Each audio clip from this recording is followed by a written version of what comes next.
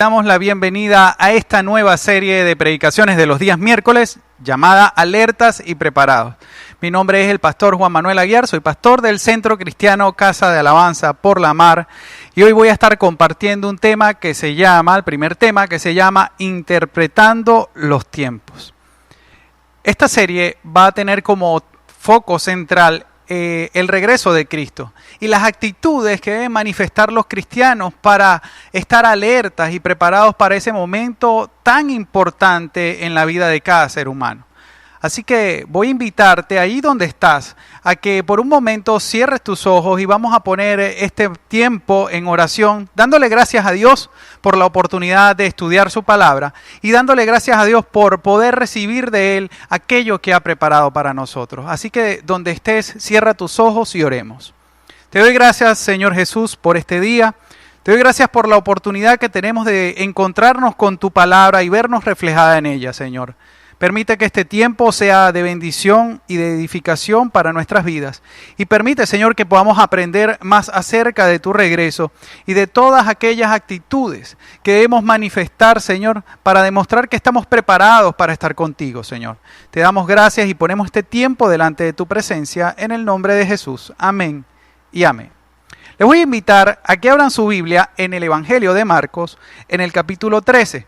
Vamos a leer desde el versículo 31 hasta el versículo 37. Dice la palabra de Dios de la siguiente manera, en palabras de Jesús: el cielo y la tierra pasarán, pero mis palabras no pasarán. En cuanto al día y la hora, nadie lo sabe, ni siquiera los ángeles del cielo, ni el Hijo. Solo el Padre lo sabe. Pero ustedes presten atención y manténganse atentos, porque no saben cuándo llegará el momento. Es como cuando alguien deja su casa y se va lejos, y delega autoridad en sus siervos, y deja a cada uno una tarea, y ordena al portero mantenerse despierto. Así que ustedes deben mantenerse despiertos, porque no saben cuándo vendrá el Señor de la casa, si al caer la tarde, o a la medianoche, o cuando cante el gallo, o al amanecer. No sea que venga cuando menos lo esperen y los encuentre dormidos. Esto es lo que les digo a ustedes. Se lo digo a todos. Manténganse despiertos.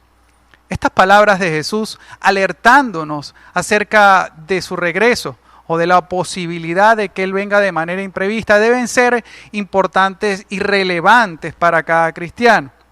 ¿Por qué? Porque Jesús vino, se encarnó en un ser humano. Jesús vivió entre nosotros, entregó su vida en la cruz y murió. Fue sepultado, resucitó, caminó durante un tiempo entre sus discípulos y se les manifestó resucitado. Y en un momento ascendió. Pero si hay algo que es completamente seguro, es que Él va a regresar.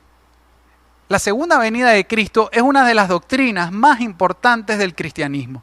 Es una base fundamental de nuestra fe y de la esperanza de que en un momento podremos vivir por la eternidad con Dios. Entonces, como creyentes, debemos alentarnos en la idea de que Jesús nos prometió que Él iba a regresar.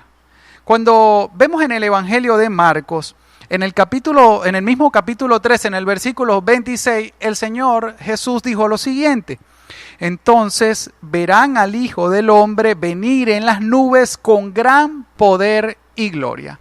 Refiriéndose a sí mismo, Él decía: yo vendré con gran poder y gloria en las nubes. Es decir, que Jesús va a regresar y estará en un lugar en donde todos le podrán ver, porque estará encima, en las nubes. Si te queda alguna duda de que esto es cierto, los ángeles, en el momento de su ascensión, confirmaron que esa promesa sería real. En el libro de los Hechos, en el capítulo 1, versículos 10 y 11, se relata esa escena de la ascensión de Jesús al cielo. Y dice lo siguiente la palabra: mientras miraban al cielo y veían cómo Él se alejaba, dos varones vestidos de blanco se pusieron junto a ellos y les dijeron: varones galileos, ¿por qué están mirando al cielo? Este mismo Jesús que ustedes han visto irse al cielo vendrá de la misma manera en que le vieron desaparecer. mientras sus discípulos miraban con asombro cómo el Señor se elevaba y desaparecía entre las nubes. Los ángeles que se presentaron en ese momento, siendo testigos también de esta escena, les decían a ellos que estaban atónitos que no se sorprendieran, que de la misma manera que habían visto al Señor irse entre las nubes, de esa misma manera Él regresaría. Entonces el testimonio de Jesús es que Él va a regresar. El testimonio de confirmación de los ángeles es que Él va a regresar.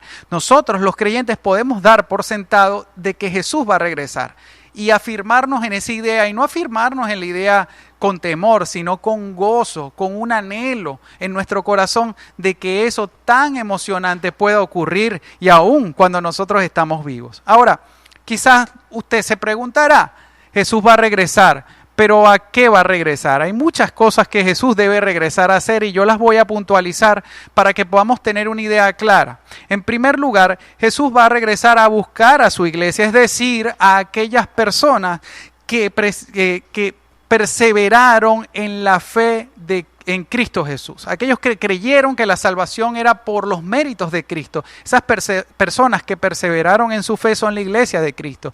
Y Cristo va a volver a tomar a todas y cada una de esas personas para sí, para que podamos estar en su presencia y vivir eternamente con Él.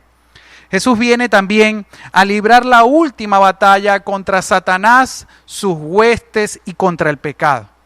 Es parte del trabajo que Jesús tiene que hacer cuando regrese. También viene Jesús a gobernar durante 1000 años la tierra.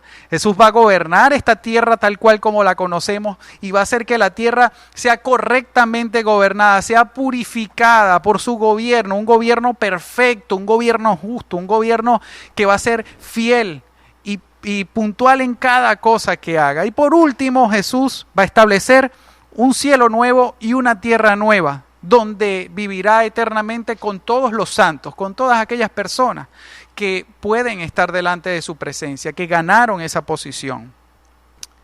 Es importante que entendamos que esa realidad está siendo anhelada y esperada desde los primeros tiempos en que la iglesia fue establecida. La iglesia primitiva esperaba ya el regreso de Cristo. Y esto es tan relevante que nosotros que estamos 2000 años más allá deberíamos anhelarlo, no simplemente esperarlo, sino anhelarlo y saber que va a ocurrir, que puede ocurrir en cualquier momento. Ahora, el apóstol Pablo tenía tal certeza que cuando él estaba vivo esto iba a ocurrir, que le escribió en la primera carta a los tesalonicenses unas frases que llaman mucho la atención. En primera de Tesalonicenses, capítulo 4, versículos 15 al 17, dijo el apóstol Pablo lo siguiente: les decimos esto como una enseñanza del Señor. Nosotros los que vivimos, los que habremos quedado hasta que el Señor venga, no nos adelantaremos a los que murieron, sino que el Señor mismo descenderá del cielo con voz de mando, con voz de arcángel y con trompeta de Dios. Y los muertos en Cristo resucitarán primero. Luego nosotros, los que aún vivamos y hayamos quedado, seremos arrebatados juntamente con ellos en las nubes para recibir en el aire al Señor, y así estaremos con el Señor siempre. El apóstol Pablo, cuando redactaba esta carta a la gente de Tesalónica, ya contaba como algo fiel y cierto en que eso ocurriría aún estando él vivo. Imagínense, esta carta fue escrita hace 2000 años y ya Pablo sentía ese fervor, esa necesidad, ese anhelo, ese sentir de que eso podría ocurrir en esa época. Imagínense cuántos años han pasado, imagínense cómo han cambiado y cómo se han transformado las circunstancias, y si para él esto era cierto y estaba cercano, ¿cuánto más para nosotros? Debe ser nuestra actitud, la misma actitud y la misma expectativa que tenía el apóstol Pablo de que esto ocurra. Debe ser algo que los cristianos no debemos temer, sino que al contrario debemos desear con fervor, porque no va a haber una mejor situación en la que podamos estar que estar en la presencia de Cristo, que ser tomados por Él. Nosotros le pertenecemos y cuando Él decida venir por nosotros, cuando estén las condiciones dadas para que Él venga por nosotros, nuestro corazón debe estar en primer lugar seguro, en segundo lugar preparado y en tercer lugar alerta, anhelante de que esto ocurra. Por eso esta serie de mensajes tiene ese sentido, no de que temamos, por ese momento. No de que tengamos una expectativa negativa, sino que anhelamos ese momento y que vivamos preparados para estar listos, para que eso ocurra en cualquier momento.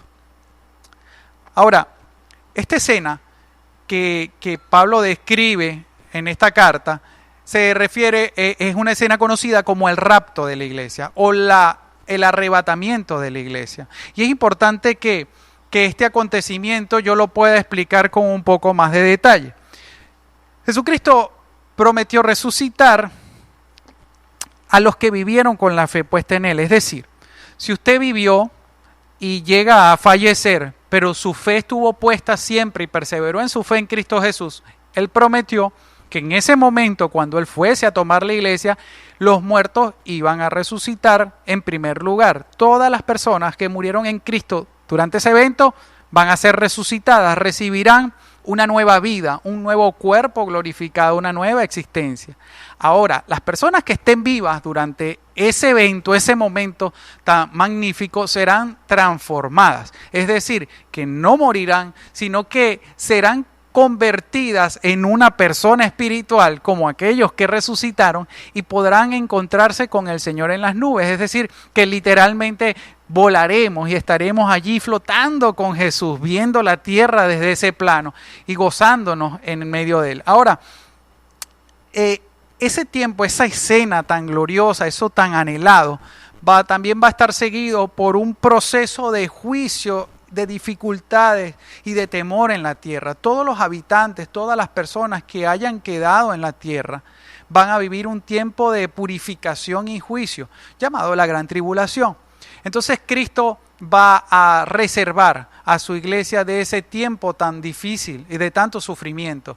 Y esa es nuestra esperanza, que seamos quitados antes de que la gran tribulación, que aquel gran dolor y aquella gran prueba que viene para la tierra se lleve a cabo. Entonces todos los creyentes anhelamos eso. De hecho, que muchos incluso temen quedarse. Dice, wow, ¿y si yo me quedo? Porque el mismo Jesús en un pasaje decía, 2 estarán moliendo grano y uno será tomado y el otro será dejado. Eso que 2 estarán comiendo y uno se quedará. Entonces la gente dice, wow, ¿será que yo me iré o será que me quedaré? En realidad no es tan relevante. Debes vivir con la fe de que te vas. Debes vivir preparado para irte. No puedes vivir bajo la expectativa del juicio de quedarme. Ay, Dios mío, me voy a quedar. No, debes vivir para irte. Debes estar listo, preparado para que sea cual sea que estés vivo o que ya hayas muerto, cuando ese momento ocurra, cuando ese rapto se dé, tú estés listo. Por eso te estamos predicando esto. Por eso esta serie tiene que ver con eso. No que tengas una expectativa negativa de que, wow, ¿será que me voy a quedar? No estoy seguro, sino al contrario, que tengas un anhelo, porque eso ocurra, porque estás seguro que Cristo hizo los méritos para que tú estés con Él y que tu fe es perseverante para poder disfrutar de ese momento. Ahora, muchas personas piensan, wow, ¿me iré o me quedaré? Yo sé que lo que yo te puedo decir es que si tú eres un hijo de Dios o una hija de Dios, debes vivir estando preparado constantemente. Fíjate que el apóstol Pablo estuvo tan preparado que eso lo motivó a ser una persona diligente en su fe. El apóstol Pablo pensaba, en cualquier momento puede venir al Señor Jesús, y eso lo motivó a ser un cristiano excelente. Fue un cristiano tan esforzado y tan excelente que casi la mitad del Nuevo Testamento fue redactada por él. Que la iglesia primitiva, los gentiles, él les predicó a todos los gentiles que estuvo a su alcance, caminó, hizo viajes muy difíciles. ¿Por qué? Porque en él estaba esa expectativa y él quería estar preparado para ese momento. Como creyentes, el poder tener el deseo de prepararnos para ese momento nos convierte en cristianos diligentes, en cristianos que aprovechamos el tiempo, que dedicamos nuestro esfuerzo, nuestros talentos, todo aquello que Dios nos puso a la mano para la gloria de Dios, porque queremos vivir con la certeza y acostarnos en la noche con la paz de saber que sea cual sea el momento en que eso ocurra o que nos muramos, tendremos lo suficiente como las aptitudes suficientes como para poder estar en la presencia de Dios. Si tú has sentido que hasta este momento esta palabra te identifica, dale gloria a Dios allí donde estás escuchando este mensaje.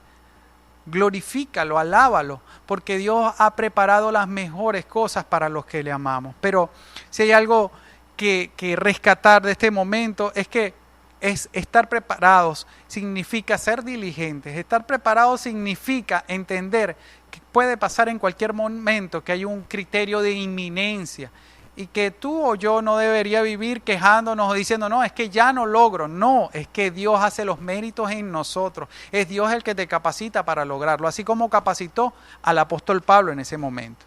Ahora, interpretar los tiempos, ese es el título del tema, no se refiere a saber o a calcular, sino a vivir preparados para Dios.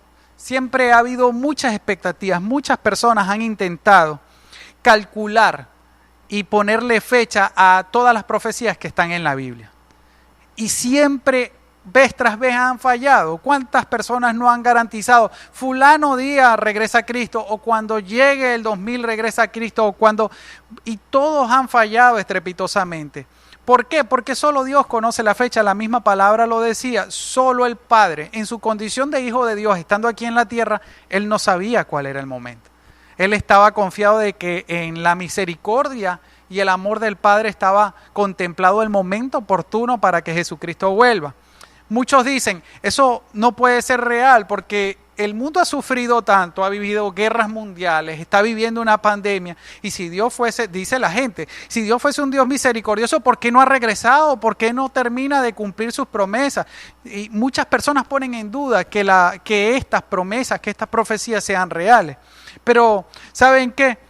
Si hay algo de lo que podemos estar seguros es que muchas de las profecías y de las promesas que están en la palabra ya se han cumplido, y podemos estar seguros que las que aún no se han cumplido van, como Dios es fiel y verdadero, como Él no miente, cada una de esas profecías van a cumplirse. Y podemos tener seguridad y paz en que eso va a ser así. Ahora, si tú quieres saber en qué consiste estar alerta y preparado, yo enumeré por lo menos 3 cosas que son importantes. La primera es que tú tengas la certeza de que su regreso es algo cierto. No puedes dudar de que Él va a regresar. Su regreso es algo cierto. En la segunda carta de Pedro, en el capítulo 3, versículo 9, dice lo siguiente: el Señor no se tarda para cumplir su promesa, como algunos piensan, sino que nos tiene paciencia y no quiere que ninguno se pierda, sino que todos vuelvan a Él. Si esta profecía no se ha cumplido es porque en su paciencia, en su amor, en su misericordia, Dios anhela que el mayor número de personas pueda volverse a Él, que su mensaje llegue a la mayor cantidad de gente, que los corazones estén sensibles y dispuestos a escucharle, a recibirle, porque Dios quiere, ama a la humanidad y Dios anhela que la mayor cantidad de personas pueda llegar a conocerle y a estar apto para irse con Él.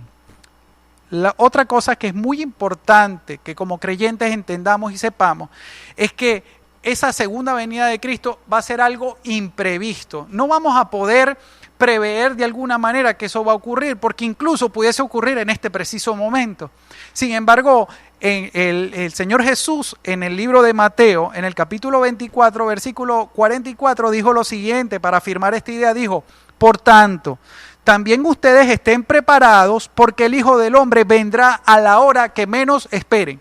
En la hora que tú menos esperes, va a ser el momento en que el Señor se manifieste. Y por eso a la gente le da miedo, porque dice, wow, si no lo espero, entonces probablemente esté dormido. Pero el pasaje inicial decía, no, el dueño, el Señor de la casa se fue y delegó responsabilidad. Es decir, que cada uno de nosotros, todos los que creemos en Cristo, tenemos una responsabilidad delegada. Y si estamos cumpliendo con esas responsabilidades que Dios nos delegó, podemos dormir en paz, sabiendo que así Él venga, siempre vamos, así ocurra a la medianoche y en realidad estemos durmiendo físicamente, pues nuestro espíritu va a estar velando, porque puede ser que nuestro cuerpo se fatigue y necesite dormir, pero ¿saben qué? Nuestro espíritu nunca duerme, siempre está alerta, siempre está allí, y es lo importante, que sepamos cuál fue la responsabilidad que Dios nos delegó y que entendamos que sea que estemos durmiendo físicamente en la noche o que estemos despiertos, cuando esto ocurra, estamos velando en el espíritu y estamos preparados para estar con Él. Lo otro que es muy importante es que sepamos que la segunda venida de Cristo, ese rapto o esa búsqueda de Él hacia nosotros, es algo que es inminente.